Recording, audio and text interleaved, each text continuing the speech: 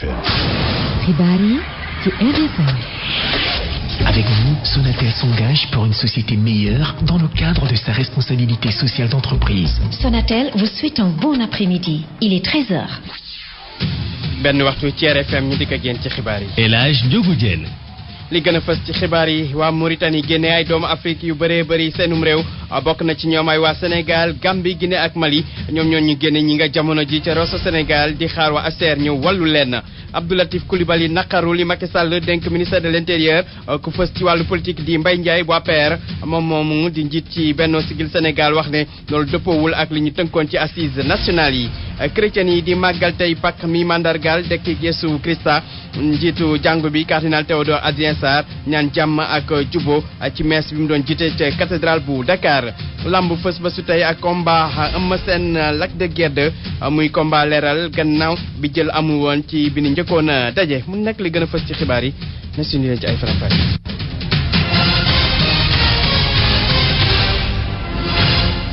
Aliou Diassé moo nekk ci machine bi mbokk ñu ngi leen di nuyu di rafetlu bu baax a baax seen ànd ak rajo Futurs Médias xibaaru diggu bëccëg gi ñu door ko ak dogal bi njiitu Mauritanie jël di génne ay doomu Afrique yu bëri foofu la ca seenum réew loolu gannaaw boo xamante ne da leen a njëkkoon a jàpp tëj leen ginnaaw yi nag lañ leen daal di génne ñoom ñëpp bokk na ci nag ay doomu Sénégal ay doomu Gambie doomu Mali ak tamit doomu Ghana ñoom ñoo ñu génne nag jamono ji ñi nga ca Rosso Mauritanie nee neen dañuy xaar nag kuréel gi saytu daw làq yi di ASER ñu daal di leen di dimbali kenn ci ñooñu ñu génne Mauritanie Amadou Bari. dañuy ñëw fekk leen ci biir place yi ñu laaj la sa pièce nga génne ba pare ñu ne la tojaat sa place après nga ñëw ñu dugal la ci prison bi wala ñu ñëw fekk la sa kër ñu fugg la fekk yaa ngi toj sa néeg ñu fugg la génne la yóbbu la ci prison bi léegi bi ñu yóbbee foofu ñu téye ñu foofu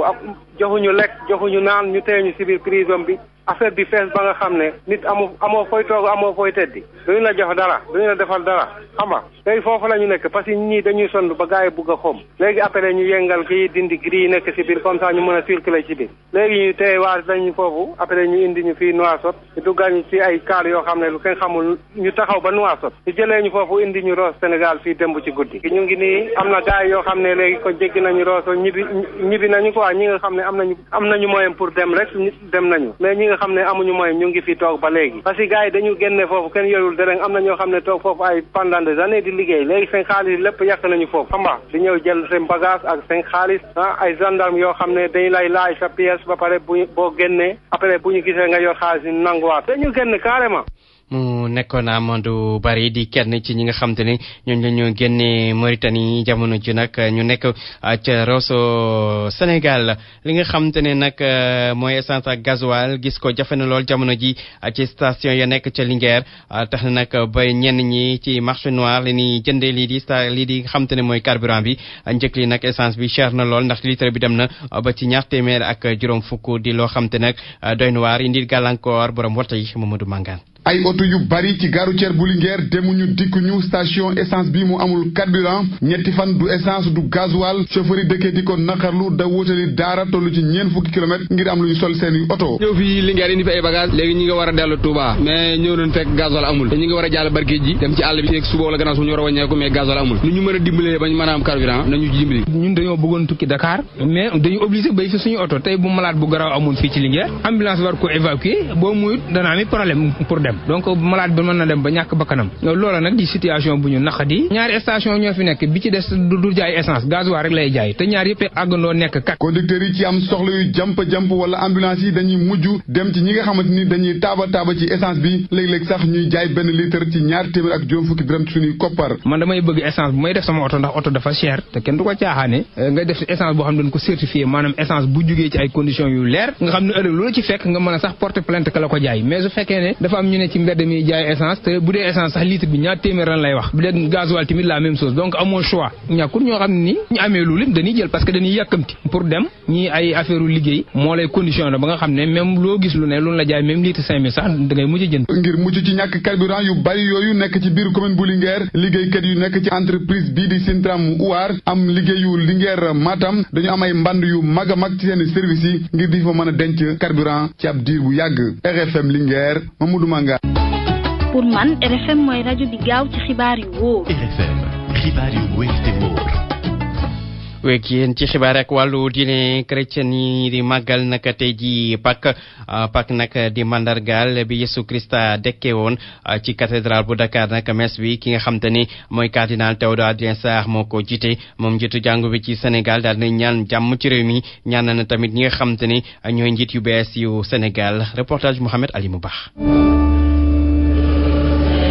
Ferveur ak piété ci cathédrale de Dakar ngir célébrer messe Pâques feetu dekki Jésus-Christ.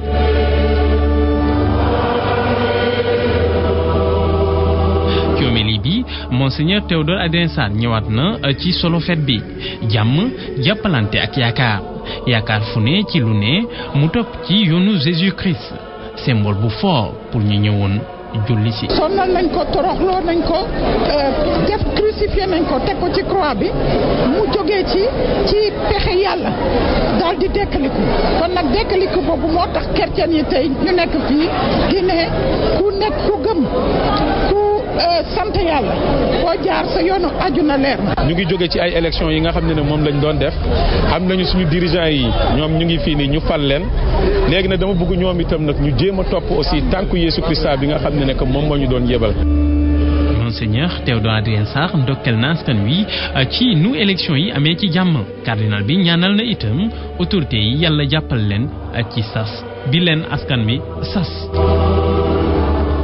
Mohamed Ali Mouba ca Ziguinchor tamit amaloon nañ fa messe naka tey jii jëm ci feetu Pâques bi ci loolu nag ki nga xam te ne mooy curé bu cathédrale Saint-Antoine bu Padoue moom nag daal dina naqaru fitna nga am ca Casamance foofule waaye itam ca Mali ak tamit Syrie Abdoulaye Sambou. jullit chrétien yi jot nañu célébrer Pâques ci diwaanu Casamance fii ci Ziguinchor ci cathédrale Saint-Antoine de Padoue foofu la jullit yi chrétien yi daal di dajale woon ngir mun a magal veillée pascale ci teewaayu curé cathédrale ba ci message am nag abbé Jean-Marcel Sambou moom nag jot na fàttali chrétien yi sens Pâques sens baptême chrétien tamit occupé na place bu yaatu ci veillée pascale abbé Jean-Marcel Sambou ci li gën a fës ci message am. mooy bésu Jésus Christa may catholique yi ndax ñu mën a xam ni moo gën a am doole lépp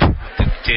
dund bu bees la ñu jox te nit ku nekk si dundam nga def lépp nga dundee dund bu bees mooy lan dund si coofeel dund si jàmm dund si bëggante di baalante moo tax tey ba chrétien ne ñuy ñaan ndax yàlla dimbali ñu am jàmm boobule ci suñu xol am jàmm boobule ci suñu dëkk ñu am jàmm boobule fii Casamance parce que xam nañu ni Casamance sonn nañ si lii lu ñu metti ñëpp si yàlla lañ jógee te si yàlla la ñuy dem loolu mooy message bu Pâques bi tamit Christa bi dafa ñëw won nañ ne si yàlla lañ jógee te si yàlla lañu dem kon suñu dund tey fii day jeex neex na naqari na dina jeex mais suba ku nekk na xalaat suba naka laay def foofu mën suba dugg fu Christa dugg abada. dimanche bi nag évêque bu bees bu Ziguinchor di Paul Abel Mamba moom bi nga xamante ne 21 avril bi di ñëw lañ koy ordonné moom moo célébré messe 10 heures Abdoulaye Sambou Ziguinchor RFM. Abdoulaye Sambou kuréel gii di Rassemblement islamique du Sénégal taxaw ngir dimbali néew doole yi ak ni seen loxo jotul seen gannaaw ci loolu nag ñoom door nañu tey ji bés bu nu jagleel wàllu dimbalante liñ ci jublu nag mooy fexe am lu toll ci juróom fukki millions ci sunu xaalis ngir dimbali ko ay nit ci wàllu projet ak tamit am lu ñu yëngu xew-xew bi nag di am kon ca CICES Mohamed Lamine Gueye mooy secrétaire général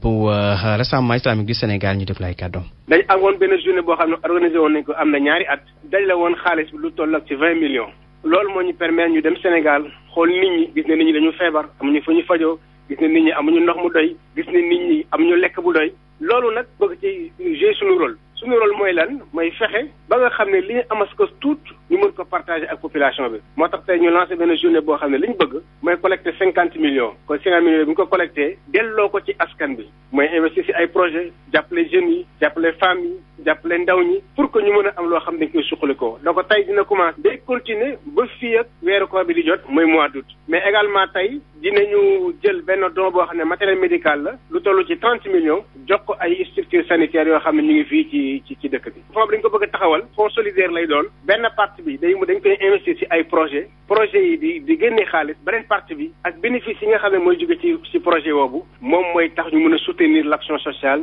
ci nga xam ne moom mooy ci biir Rassemblement islamique du Sénégal. mu nekkoon Mohamed Lamine Gueye nekk secrétaire général bu Rassemblement islamique du Sénégal juróom-ñeenti minutes moo tegu ci 1 heure. RFM rajo bi leen di xibaar saa su ne. leneen ci wàllu xibaar jëm ci wàllu politique Abdou Latif Coulibaly moom nag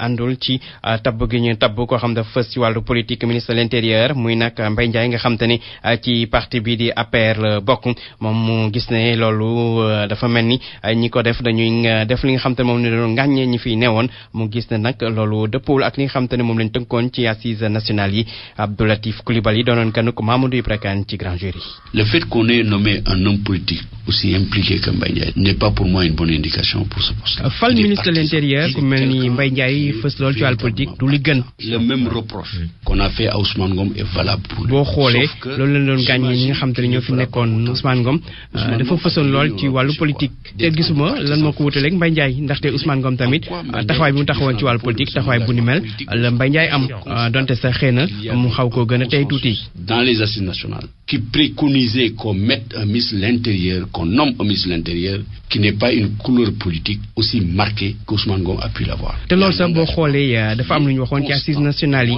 ndaxte dañoo tënkoon ne ministre de l'intérieur buñ koy fal ñu seet koo xam te ne daal facile ci wàllu politique ku farul fenn waaye tey li ñu gis moo di ne li nga xam te am na daal wuute na ak li nga xam te ne moom la ñu gis te sax du wàllu engagement dafa am loo xam te ne sax même fekkee ne wàllu institution yi ak yeneen yi mën nga ko bañ a doxal waaye lu jëm ci wàllu nomination la nekk loo xam te ne jarul sax ñu ci wax wala ñu ci lam-lamee li ñu doon ngaañ ñi fi nekkoon moom la ñuy def tey. Rien du tout contre Mbaye Ndiaye. du ne sax dama contre Mbaye Ndiaye wala leneen waaye daal dama jàpp ne daal mbir yi wuute na ak li nga xam te ne daal moom leen yaakaaroon. Moi je reprends. mu nekkoon Abdou Latif Coulibaly bokk ci coalition Benno Siggil Sénégal. ki nga xamante ne mooy Mamadou Ndione di bindkat nekk tam économiste moom di naqarlu yenn ci bagage réew mi ay woto yu ni mel yoo xamante ni ñi fi nekkoon dañ koo yóbbu mu gis ne nag loolu nekk na loo xamante ne lu ñaaw la te njiit yu bees war nañ ci ubbi enquête ndax pour leeral ko ndaxte alal jooju seen alal wala alalu réew mi la ñu déglu Mamadou Ndione ci micro Alassane Samba Diop. jiitu réew da ngay liggéey ngir réew mi luñ la may sax may la ko yow sa bopp sax moom moo ko réew mee ko moom kon lépp alal joo am bitim réew indi ko fi ci turu réew mi la nekk su dee nag alal jooju dafa nekk ci sa tur ba nga koy doxalee nu mu la neexee loolu moom njuumte bu rëy la te mbir la moo xamante ne dañ ko war a càmbar leeral ko bu waree am ay sanctions ñu sanctionné ko waxuma rek ñu nanguwaat oto yooyu buñ ko nangoo ba noppi dañ ko war a leeral bu dee dañu am ay fautes yu ci am ñu sanctionné ñi war a sanctionné kon yaakaar naa ne président Macky Sall loolu dina ci taxaw nu mu gënee gaawee ndax moom mu ngeeg ay organes yoo xamante ne war na ko permettre mu tirer loolu au clair nu mu gënee gaawee. mu nekkoon Mamadou Ndione di économiste nekk tamit bindkat moom nag doonoon tey jii ganuk Alassane Samba Diop ci seen émission Revue Ménage moom nag bind na benn téere bu ñu tuddee sax notre Sénégal est possible fukki minute ak ñaar moo tegu ci naax. RFM Sport.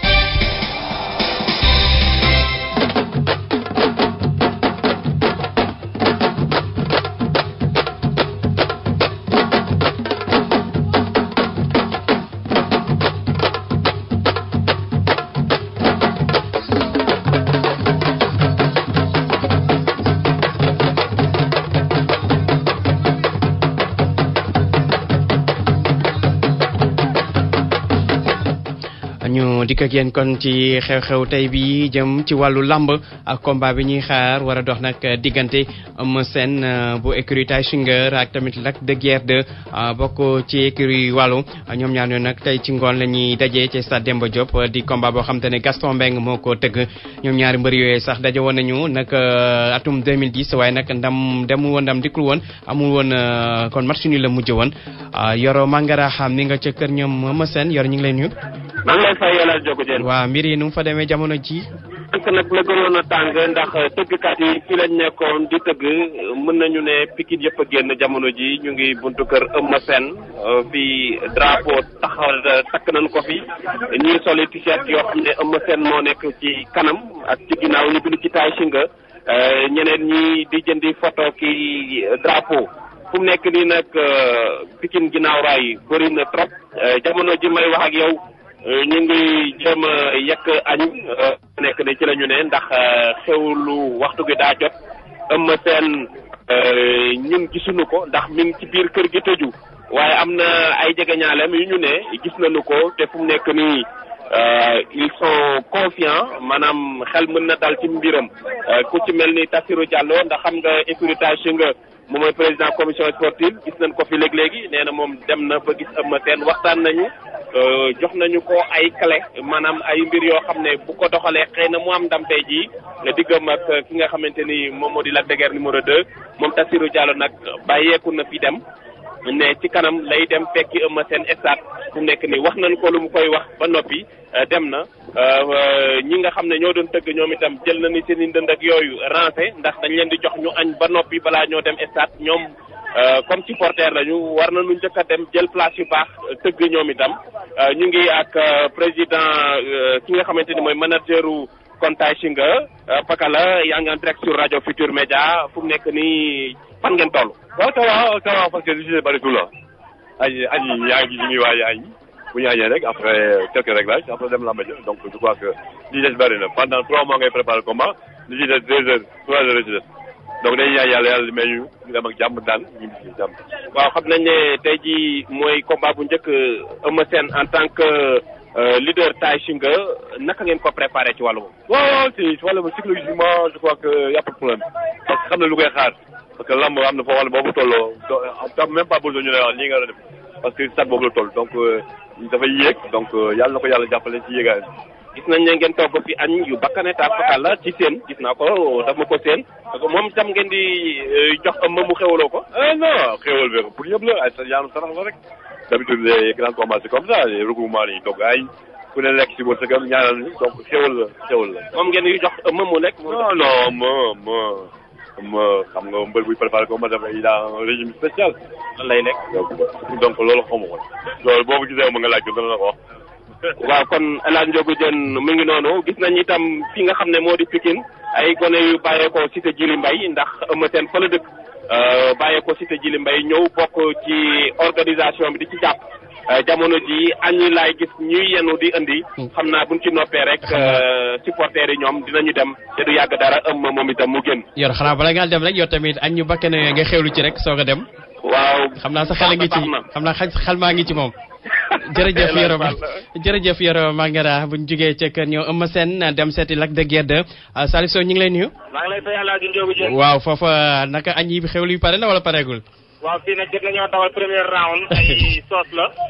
premier round bi daw na fi ñu toll nii nag ñu ngi xaar deuxième round beeg yu ni mel wante jàppal ne fi ñu toll nii maa ngi ci buntu kër mbër bii di Lac de Guiers ñu def fii benn banderole dox dina wër xam naa ne xëy na Eumeu Sène la ñuy wax ko moom nee na dox ci wër ñoo nañ tey ji daal Lac de Guiers dina ko faj.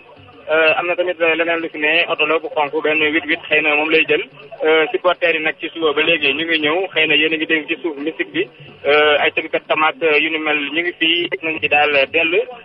Lac de Guiers nag mu ngi ci biir kër gi wax nañ ko waaye am nañ koo xamante ni génn ci kër gi mu Souleymane doom la ci Eumeu ndem si yàlla moom nag ku jege Lac de Guiers la Souleymane Lac de Guiers léegi avant ngay génn ndax confiance bi mu ngi ci mbër bi. waaw mi ngi ci moom waaw. naka la mel ndax mu ngi forme wala naka la mel naka la waajee combat bi. waaw mi ngi ci forme bu baax am nañu yaakaar. jàpp ngeen ne di ngeen daan. waaw. mais seen mbër bi dañu naan day niil rek mbaa bi yoon di ngeen ne wiiw. si jaay keroog. kon daal jàpp ngeen confiance daal gars yi seen xel mën na dal. waaw seen xel mën na dal incha allah. waaw kon boog El Hadj Ndiogou wax bi àngoog moom nag takk na tamit si loxo benn morceau bu xonk yore benn nen xam naa ne xal fa foofu yi la kon daal nag jàppal ne ci taliba am na lu toll daanaka ñaar fukki njëkk njaay yoo xamante ni nañu war a yàpp ñii di supporters yi nee nañ ñoom nag ñeent fukk ak juróomi njëkk njaay la ñu war a jëlee Géejawaay yóbbu ko tey fi nga xamante ni mooy stade nee nañ nag kii nga xamante ni mooy Lac de Guiers jàpp nañ ne dina jël ndam li wàllum añ yi tamit wax nga ko sànq noonu la demee am na fi li nga xamante ni it mooy business bu sew bi jaayum photo yi jaayum t-shirt yi ak jaayum ticket stade crème ak yu ni mel tamit dox na fekk jaayum mbiib yi kon daal Ndiogou jàppal ne mbir maa ngi jaar yoon ñun daal ñu ngi koy toppandi fii lekk bu amaatee lu yees rek dinañ leen ko àggee incha allah. jërëjëf Salif Sow nekk foofu la ca kër ñoom Lac de Guiers 2 moom nag mu war a daje tey jii ak ki nga xam te ne mooy Eumeu Sène bu écurie Tay Shinga combat boobu nag du nekk combat boo xam te ne bu yomb la dina nekk lu metti ndaxte ñaari mbër yëpp ku ci nekk dafa soxla ndam loolu nag di jàngatu Serigne Mour Diop di taskatu xibaar di yëngu ci wàllu làmb ñu déglu ko.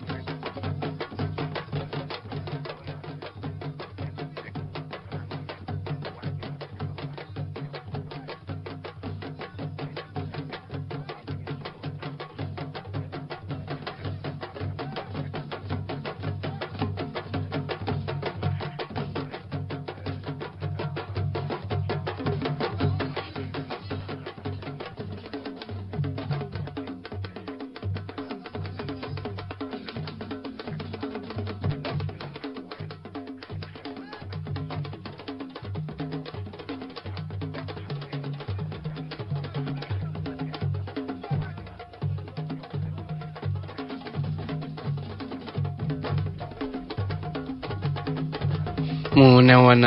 njàngatu Serigne Mour Diop di taskatu xibaar di yëngu ci wàllu lamb combat boobu nag ki nga xam te ne mooy Gaston Mbengue moo ko tëgg moom nag nee na jël na matuwaay yëpp ngir lépp jaar ci yoon rawatina jëm ci wàllu karange gi ñu déglu Gaston Mbengue. Gaston production am na habitude organisation yu mag et di ko réussir aussi ci kattanu yàlla ndax lépp yàlla nit ñi namee woon lamb parce que ren xam nga année Coupe d'Afrique la année élection la quoi ki bari nañu ci lamb ji ren mais ragal naa ni amateur yëpp dañu fàtte nammeel gi nu namoon lamb ji ñoom ñëpp ragal naa ni dañu suuraat lamb dañu mandi lamb d'autant plus que xam nga même ma ci remercier waale au passage staffu Gaston production bi nga xam ni dañu décidé pour fêter les 20 ans de Gaston production dans l'arène bi ñu koy def sax dañu ma bett parce que yëguma ko woon ñoom ñoo ko defal seen bopp di ko def ma leen ci remercier mais je pense que dañu gis fête bu rëy ci lamb ji et que ñuy ñaan nit ñi rek ñu discipliné ñëw teel a ñëw jënd billet yi parce que xam naa ne stade bi dana teel a fees et que jël nañu ñun suñu disposition côté sécurité muy Codé Mbengue muy le colonel Lam muy le colonel Ablaye Diop muy le commissaire central Aronesi ñoom ñëpp jël nañu seen disposition avec tous les éléments yi nga xam ni ñoom ñoo amee lamb ji et ku bëgg a feetu da nga feetu mais ku bëgg a def leneen looru la def itam wala pour yàqate d'ailleurs ragal naan du fa am parce que organisation Gaston production kenn mësu ci gis ñu ci yàq dara wala ñu ciy gis ay faux pas. mu nekkoon Gaston Mbengue kon ñu fàttali moom moo tëgg combat tey bi nar a dox diggante Eumeu Sène bu écurie Tay Shinger ak tamit Lac de Guiers 2 bu écurie Waalo loolu nag dara du leen comp ci combat boobu RFM daañu leen ko dégtal ak suñuy reporter Ngagne Diagne Mamadou Mbaye Garmi ak tamit Malal Junior Diagne. RFM li ci yéenekaay yi. Master Office VDM bi jàkkaarloo ak foire bi ngeen taamu ngi seen bépp bureau ak jumtukaayu bureau ak informatique moo leen di may seen revue de presse Master Office ngir bépp jumtukaayu bureau. li ci yéenekaay yi gën ay bés ñu ci ànd ak Yoro Mangara. jaa ngeen jëf. Macky Sall mooy président bu bees bi léegi leer na waat na ko ci kanamu askan wi Macky Sall nee na geneen doxalin la bëgg a indi ci bopp réew mi doxalin bu bees yéenekaay bi nga xam ne moom moo di Nouvel Horizon loolu sax la bind ci xëtam bu njëkk waaye la muy njëkk a réglé mooy koomub réew mi nu sàcc yéenekaay bi di Nouvel Horizon ne am na kuréel goo xam ne mi ngi biti réew tudd Tracfin nee na daal sénégalais yi ñi nga xam ne ñoo nekkoon ci nguur gi sàcc nañu xaalis bu bëree bëri bu nu ko xaymaa toll na ci 800 millions wu euros di ay milliards yu bëri ci sunu xaalis yéenekaay bi nag nee na jamono ji loolu sax moo fi indi Alassane Ouattara ndax tàmbali naa négocier ak ñooño ngir ñuy delloo ci xaalis yu ñu bàyyi leen ñu dem ci jàmm yéenekaay bi ne Macky Sall jamono ji ci loolu la nekk ndax xaalis gi ñu ngi ko denc Israël Chine États-Unis ak yeneen réew yi nga xam ne ñu ngi ci biir golfe bi yéenekaay bi ne nag milliards yi dañoo bëri trop moo tax Macky bëggu leen ko bàyyee waaye ki ñu yebal fii nii muy Alassane Dramane Ouattara bëgg na daal Abdoulaye Wade ak njabootam ñu bàyyi leen ñu dem ci jàmm te it balaa ñoo dem nag comme gi nga xamante ne ñu ngi leen ciy tudd ñu delloo si ko ndànk ci réew mi ndax alalu Sénégal la loolu kon mooy tànkub Alassane Ouattara ñu ngi koy négocier waaye ci pet yéenekaay bii di Nouvel Horizon moo nu baaxee xibaar bi yéenekaay bi nag nee na Macky Sall du Abdoulaye Wade naam sax Abdoulaye Wade moo ko tàggat waaye Macky Sall bu mu faloog léegi yéenekaay bi di Nouvel Horizon ne jéego bu mu def dafa bëgg mu wuuteeg bu Abdoulaye Wade doon teg ndax kat bëgg na wone ne moom ak Abdoulaye Wade bokkunu bu nekkee moo ko yar itam nañuy doxalee ci wàllu politique wuute na moo tax yéenekaay bi di Nouvel Horizon nee na nag des na la mu bëgg moom Macky Sall mu jëfe ko ndax kat ci la nu koy xaar jëfe gi nag yéenekaay bi nga xam ne moom moo di La Gazette nee na door na ndax fexe ba dindi politicien teggi ko ci premier ministre ba teg ci koo xam ne du politicien loolu jéego bu njëkk la ba noppi itam wàññi ministre yi 25 kottu lañ waaye yéenekaay bi di La Gazette am na xel ñaar ci Abdoul Mbaye nee na ndax Abdoul Mbaye moomee xam na nan la ñuy yoree réew ba noppi itam ndax jamono ji dina mën a tàmbali liggéey bi ndax kat luñ ko jox lu bees la ci moom di ay mbir yoo xam ne ay laaj la La Gazette samp ko La Gazette nag ne kooka nga xam ne moo di Abdou Mbaye ku xarañ la te liggéeykat la ndax noonu lañu ko xamee liggéey ak fexe itam ba daal lépp jaar yoon moomu lañu ko xamee ka mu wutu nag di Souleymane Ndéné Ndiaye moom itam mi ngi ci biir yéenekaay bi nga xam ne moom moo di La Gazette waaye Souleymane Ndéné Ndiaye ëllëgam ci wàllu politique la fay wax nee na ragalul audit yi ndax amul dara loo xamante ni loxoom takk na ci moom Souleymane Ndéné Ndiaye nee na itam dàqut taxawal parti politique ku boppam ndax kat bu nekkee ne lañu ko bëgg a pàccal ci biir parti démocratique sénégalais doyu ko mu xàllu yoonu boppam moom nag nee na bu fi Abdoulaye Wade jógee du nekk ci ginnaaw keneen. Master Office VDN moo leen doon may seen revue de presse. jërëjëf Yoro Mangara mbokk yi foofu leen yem ak yéen ci xibaar yi nekk ñu dafa pàttali ci li ci gënoon a fës. waa Mauritanie génne ay doomu Afrique yu bëree bëri seenum réew bokk na ci ñoom waa Sénégal Gambie ak tamit waa Guinée ñoom ñoo ñi génne ñi nga jamono ji Rosso Sénégal di xaar waa ASER ñëw wàllu leen. Abdoulatif Coulibaly naqarlu li Macky Sall dénk ministère de l'intérieur ku fës ci politique di Mbaye Ndiaye bokk ci APR moom di njiit ci Benno Siggil Sénégal wax ne loolu dëppoowul ak li ñu tënkoon ci assises nationales yi. chrétiens yi di màggal tey Pâques mi mandargal dekki Yeesu Krista njiitu jàngu bi di cardinal Théodore Adrien Sarr ñaan jàmm ak jubo ci messe bi mu doon jiite ca cathédrale bu Dakar. lamb fës bésu tey ak combat diggante Eumeu Sène ak Lac de Guiers 2 muy combat leeral gannaaw bi nga xam te ne jël amu woon ci combat bi nga xam te ne njëkkoon naa dox seen diggante. mu nekkoon xibaaru dikk bëccëg gi ci rajo Futurs Médias El Hadj Ndiogou Diène moo nekkoon ci micro bi Aliou Diassé ci technique bi léegi perte de vue ak Astou Mbène Diouf jaajeen jëf ci dëkk.